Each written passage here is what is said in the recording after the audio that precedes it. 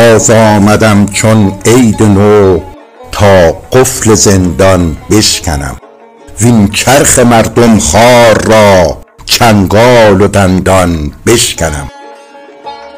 هفت اختر بی آب را کین خاکیان را میخورند، هم آب در آتش زنم هم بادهاشان بشکنم. از شاه بی آغاز من پران شدم چون باز من، تا جغد طوطی خوار را در دیر ویران بشکنم.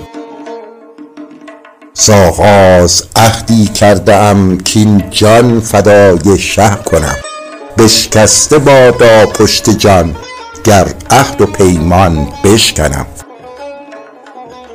امروز همچون آصفم شمشیر و فرمان در کفم، تا گردن گردن کشان در پیش سلطان بشکنم. روزی دو باغ طاغیان گر سبز بینی غم مخور، چون اصلهای بیخشان از راه پنهان بشکنم. من نشکنم جز جور را یا ظالم بدغور را، گر ذره ای دارد نمک گبرم اگر آن بشکنم.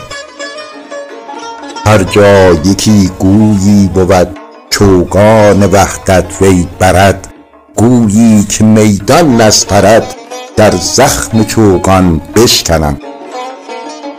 گشتم مقیم بزم او چون لطف دیدم عزم او، گشتم حقیر راه او تا ساق شیطان بشکنم.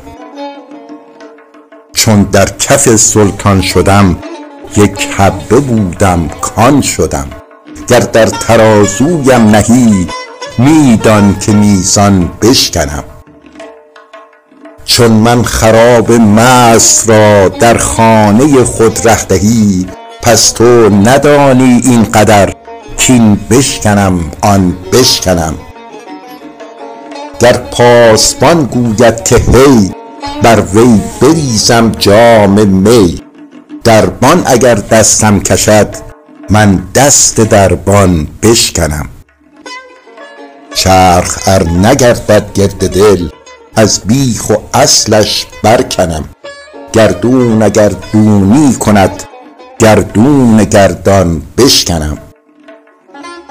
خوان کرم گسترده ای مهمان خویشم برده ای، گوشم چرا مالی اگر من گوشه نان بشکنم. نی نی منم سرخوان تو سرخیل مهمانان تو، جامی دو بر مهمان کنم تا شرم مهمان بشکنم. ای که میان جان من تلقین شعرم می کنی، گر تن زنم خاموش کنم ترسم که فرمان بشکنم. از شمس تبریزی اگر باده رسد مستم کند، من لاابالی وار خود استون کیوان بشکنم.